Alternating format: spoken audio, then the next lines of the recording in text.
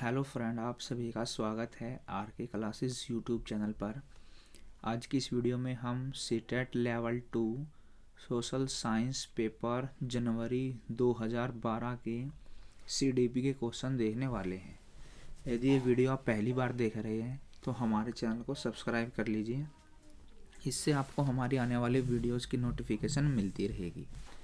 तो चलिए वीडियो शुरू करते हैं। क्वेश्चन नंबर फर्स्ट है, निम्नलिखित में से डैश के अतिरिक्त सभी वातावरणीय कारक विकास को प्रभावित करते हैं। तो यहाँ पर विकास को प्रभावित करने वाले कारक दिए गए हैं। इनमें से एक कारक नहीं है जो कि विकास को प्रभावित करता है। वातावरण से संबंधित जो कारक हैं वे।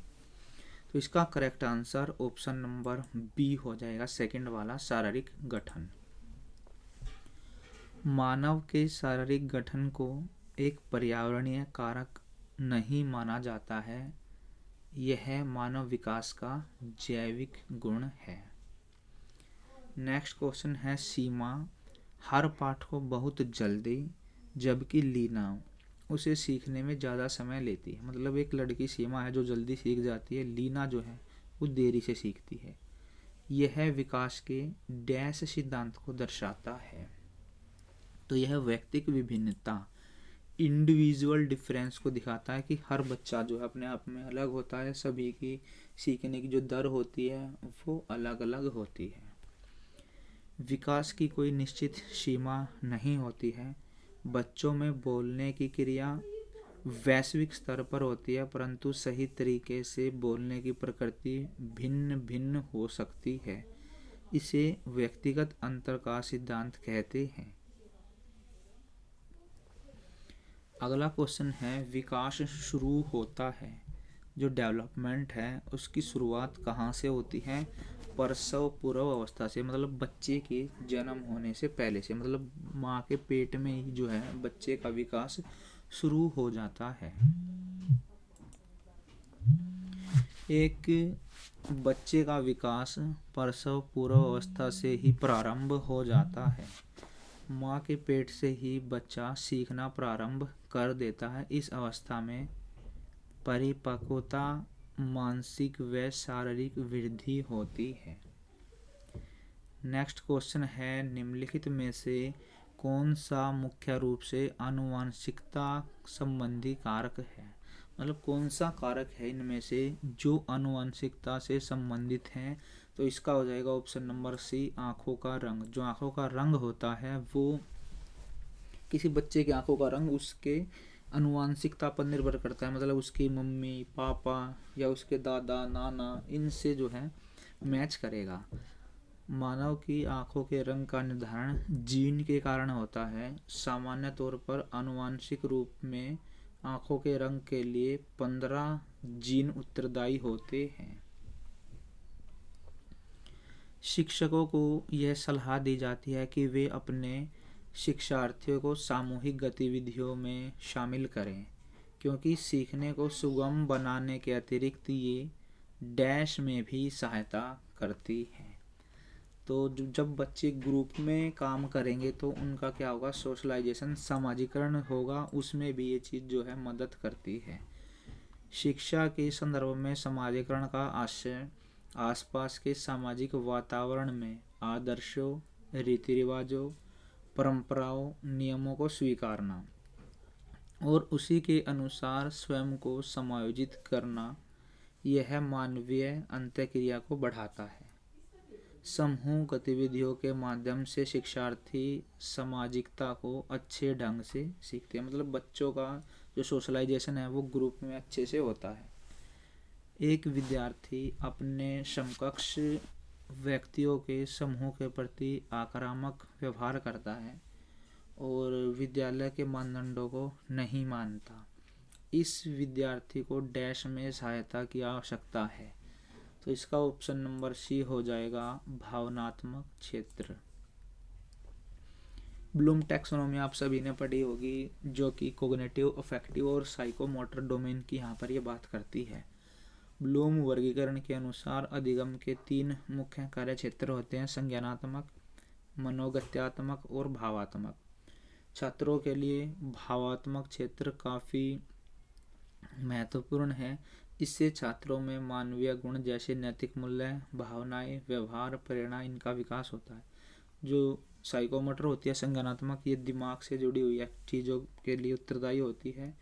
और जो मनोगत्यात्मक साइकोमोटर जो है CAP कैप इसकी ट्रिक होती है। साइकोमोटर अफेक्टिव कोग्निशन, अफेक्टिव और साइकोमोटर। कोग्निशन तो माइंड से है, अफेक्टिव जो है वो ब्रेन से मतलब फीलिंग से होती है, और साइकोमोटर जो है वो एक्टिविटी जो हम काम करते हैं उससे रिलेटेड होती है। नेक्स्ट है पियाजे के अनुसार संज्ञानात्मक विकास के किस चरण पर बच्चा वस्तु स्थायित्व को प्रदर्शित करता है। तो इसका correct answer option number first हो जाएगा, संवेदी प्रेरक चरण।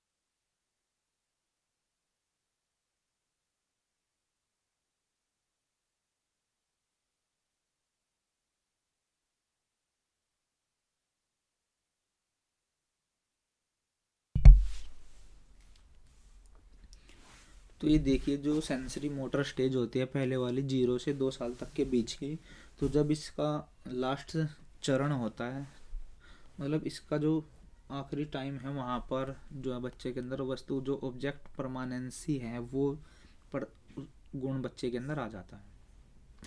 मतलब बच्चे के सामने आपने कोई चीज़ रखी और आपने कहीं छिपा दी, तो बच्चे के अंदर जो है ये रहेगा कि भाई वो चीज़ एग्जिस्ट करती है। कोलबर्ग के अनुसार सही और गलत प्रश्न के बारे में निर्णय लेने में शामिल चिंतन प्रक्रिया को कहा जाता है। मतलब एक ऐसी प्रक्रिया जिसमें बच्चा या कोई भी सही गलत का फैसला लेता है, वो नैतिक तर्कणा होती है। इसका ऑप्शन नंबर डी हो जाएगा। और दुविधा होती है एक ऐसी कंडीशन जिसमें हम लोग सही गलत के बारे में निर्णय लेने पाने में मतलब हमें ये सोचते हैं कि ये करना है या ये नहीं करना।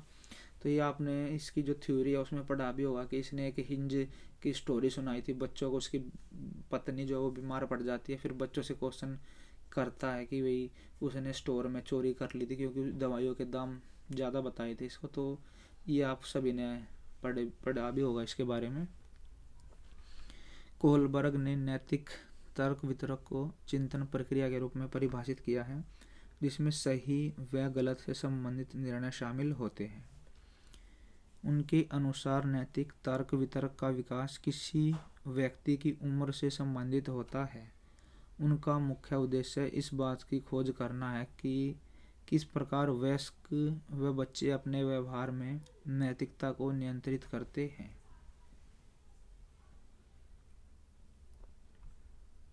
इसके बाद देखिए अगला क्वेश्चन है बहुविध बुद्धि सिद्धांत की, जो हार्वर्ड गार्डनर ने मल्टी इंटेलिजेंस थ्योरी दी थी, तो उसके ऊपर ये क्वेश्चन है। उसके अनुसार सभी प्रकार के पशुओं, खनिजों, पेड़ पौधों को पहचानने और वर्गीकृत करने की जो योग्यता है वो क्या कहलाएगी। तो वो प्राकृतिक बुद्धि कहलाएगी। स्थानिक बुद्धि देखिए जो स्थान से रिलेटेड है, जो पायलट होता है उसके अंदर इसकी ज़्यादा वो होती है। और भाषिक जो है वो भाषा पर जिसकी कमांड होती है, लेखक हो गए, कवि हो गए। और जो तार्किक गणितीय बुद्धि है वो कैलकुलेशन वगैरह से रिलेटेड है। बच्चे प्राकृतिक बुद्धि के कारण पौधों, खनिजों, जंतुओं की पहचान व वर्गीकरण कर पाते हैं। जब बच्चे पौधों व जंतुओं में वर्गीकरण करने की में सक्षम हो जाते हैं तो उस अवस्था को प्राकृतिक बुद्धि अवस्था कहा जाता है। आगे है अधिकांश व्यक्तियों की बुद्धि औसत होती है और बहुत कम जो है प्रतिभा संपन्न होते हैं, बहुत कम मंदबुद्धि होते हैं। यह कथन खालिस्तान के प्रतिस्थापित सिद्धांत पर आधारित है। मतलब कथन ये है कि जो ज़्यादातर आदमी तो होते हैं एक एवरेज माइंड के होते हैं, ठीक है। उनकी जो मतलब बुद्धि होती है वो मीडियम दर्जे की होती है, और बहुत कम लोग होते हैं जो प्रतिभा संपन्न होते हैं या फिर मंदबुद्धि होते हैं। तो इसका करेक्ट आंसर हो जाएगा ऑप्शन नंबर सेकंड, बुद्धि के वितरण का ये सिद्धांत है। वेस्लर के अनुसार एक व्यक्ति की बुद्धि उसकी समग्र या वैश्विक क्षमता होती है, जिसके कारण वह तर्कपूर्वक चिंतन तथा अपने वातावरण से प्रभावी रूप से उद्देश्यपूर्ण व्यवहार कर सकता है। बुद्धि के वितरण सिद्धांत के आधार पर अधिकांश व्यक्ति की बुद्धि औसत व कुछ व्यक्ति जो है मंदबुद्धि होते हैं। मतलब ये बुद्धि का वितरण सिद्धांत जो है इसके बारे में बात करता है। सहयोगी अधिगम में अधिक उम्र के प्रवीण विद्यार्थी छोटे और कम निपुण विद्यार्थी की मदद से सीखते हैं। मतलब जो सहयोगी अधिगम होता है, जिसको हम लोग कोऑपरेटिव लर्निंग बोलते हैं, उसके ऊपर ये क्वेश्चन है। तो यहाँ पर होता क्या है, इसका ऑप्शन नंबर 4 रहेगा। उच्च बुद्धि और आत्मसम्मान इससे क्या होता है, विकसित होता है। परंपरागत शिक्षण प्रणाली में छात्र समन्वय से कार्य नहीं कर पाते हैं। फलस्वरूप सीमित शैक्षिक उपलब्धियों से छात्र स्वयं आकलन नहीं कर पाते हैं। किसी भी सहयोगी अधिगम में अधिक उम्र के प्रवीण विद्यार्थी छोटे और कम निपुण विद्यार्थी की मदद करते हैं। इससे उच्च उपलब्धि और आत्मसम्मान विकसित होता है। चिंतन अनिवार्य रूप से एक, तो जो चिंतन है वो क्या है, वो एक संज्ञानात्मक गतिविधि है जो कि कोग्निशन बेस्ड तो एक्टिविटी है ये। तो संज्ञानात्मक विकास का आशय एक बच्चे की चिंतन एवं अधिगम कुशलता के विकास से संबंधित है।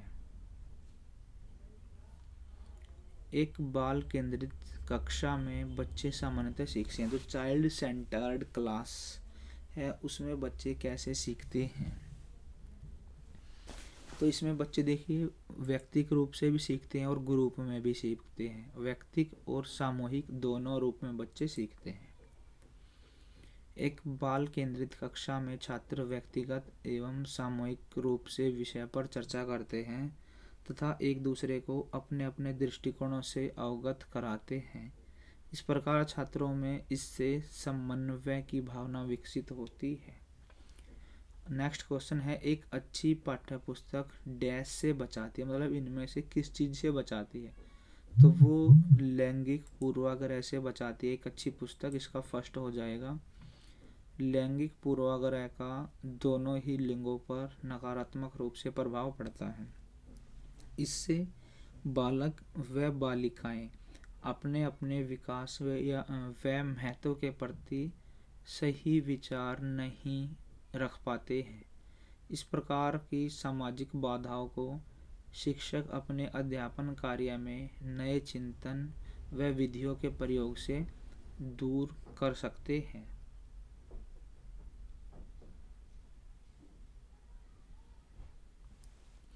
आगे है, प्रतिभाशाली विद्यार्थी अपनी क्षमताओं को तब विकसित कर पाएंगे।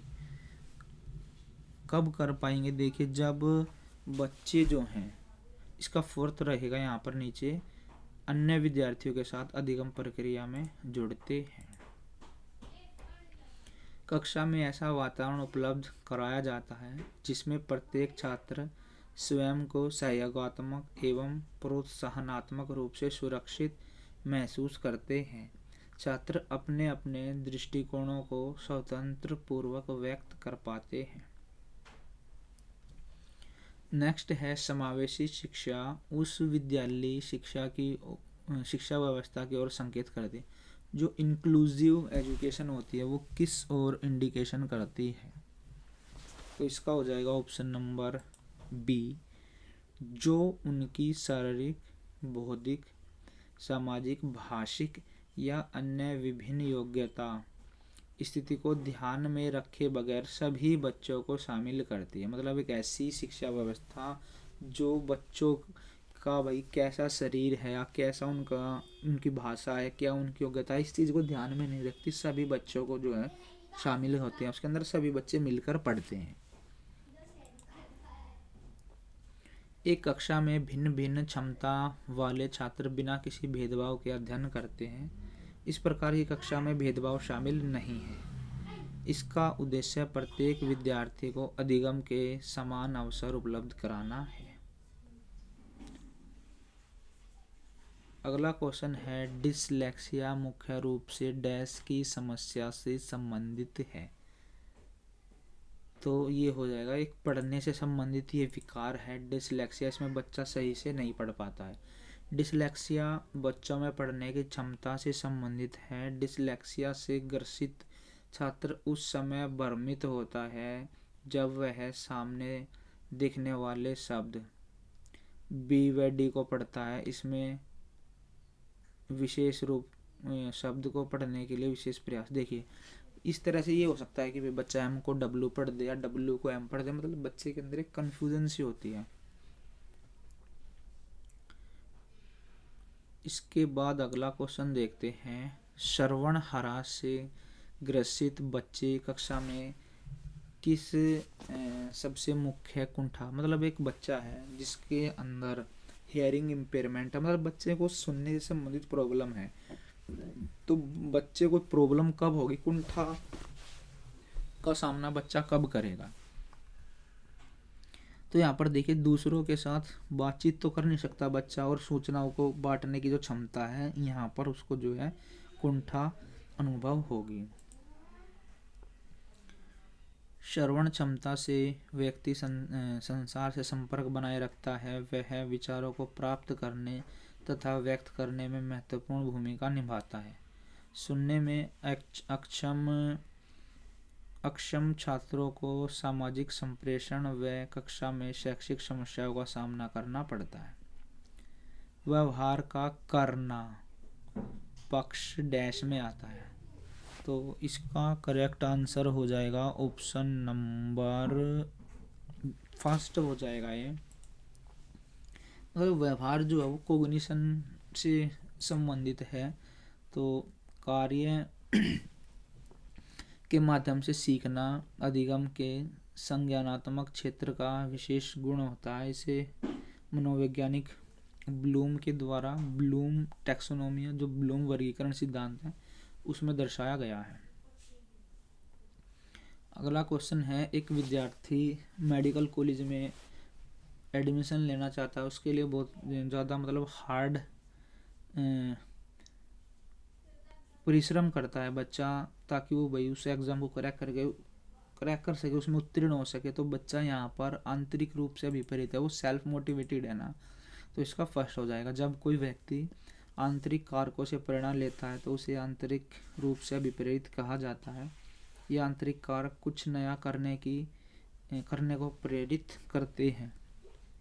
आंतरिक कारकों में व्यक्ति के जीवन का लक्ष्य को पाने के लिए किया जाने वाला कार्य, शैक्षिक पृष्ठभूमि तथा संबंधित क्षेत्र में उसका अनुभव इत्यादि शामिल हैं। नेक्स्ट है, एक शिक्षिका अपने शिक्षार्थियों को अनेक तरह की सामूहिक गतिविधियों में व्यस्त रखती है। जैसे कि हो गया समूह चर्चा, हो गई समूह परियोजना, ये हो गई भूमिका निर्वाह आदि। यह सीखने के किस आयाम को उजागर करता है, तो यह है सामाजिक गतिविधि के रूप में अधिगम, ऑप्शन नंबर थर्ड। वाइगोत्स्की के अनुसार अधिगम में सामाजिकता की महत्वपूर्ण भूमिका है। चर्चा या अंतःक्रिया पर आधारित विशेष कार्य वाली गतिविधियों से सामाजिकता को बढ़ावा मिलता है। इस प्रकार अधिगम को सामाजिक गतिविधि के रूप में देखा जा सकता है। आगे क्रिएटिविटी के ऊपर क्वेश्चन है, सृजनात्मकता मुख्य रूप से डैश से संबंधित है। तो यहाँ पर देखिए जो अपसारी चिंतन है, जहाँ पर इसको बोलते हैं हम लोग बहुविध चिंतन। तो दो तरह की थिंकिंग होती है, एक कन्वर्जेंट होती है, एक डाइवर्जेंट होती है। तो ये डाइवर्जेंट की यहाँ पर बात की गई है। रचनात्मक प्रतिभा वाले बच्चे प्रतिभाशाली होते हैं। ये बच्चे मुख्य रूप से अपसारी चिंतन से संबंधित होते हैं। एक शिक्षिका अपने शिक्षार्थियों की सदैव इस रूप में सहायता करती है कि वे एक विशेष क्षेत्र से प्राप्त ज्ञान को दूसरे विषय, मतलब एक टीचर है वो ऐसे मदद करती है बच्चों की, मतलब एक सब्जेक्ट का ज्ञान जो है वो दूसरी जगह के साथ बच्चे जोड़ सके। तो इससे किस चीज़ को बढ़ावा मिलता है, यहाँ पर देखिए ज्ञान का जो सहसंबंध है एवं अंतरण है, इससे यहाँ पर इसको बढ़ावा मिलता है। छात्रों को पूर्व दिगम अनुभवों के साथ जोड़कर भी कुछ नया सिखाया जा सकता है। इसके माध्यम से शिक्षक छात्रों के मध्य ज्ञान व समन्वय को आसानी से हस्तांतरित कर सकता है। शिक्षकों को अपने विद्यार्थियों की त्रुटियों का अध्ययन करना चाहिए, क्योंकि वे प्राय डैश की ओर संकेत करती है। मतलब एक बच्चा जब गलतियां करता है तो एक टीचर को उन गलतियों का अध्ययन करना चाहिए। ये गलतियां जो हैं ये किस ओर इशारा करती हैं, ये किस ओर संकेत करती हैं। तो इससे क्या है, जो भी ज़रूरी डायग्नोसिस हैं, उससे रिलेटेड जो युक्तियां हैं उनका टीचर को पता लग जाएगा। शिक्षण की कठिनाइयों को दूर करने में उपचारात्मक रणनीतियां प्रयोग में लाई जाती हैं। एक कक्षा में विविध शैली व अधिगम योग्यता वाले छात्र होते हैं।